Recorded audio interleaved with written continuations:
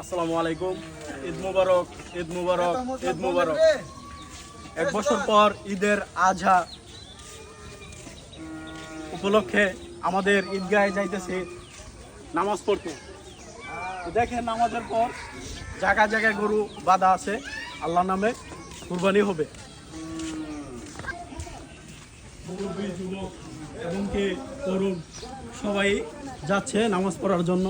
ইনশাল্লাহ আমিও যাচ্ছি মসজিদে।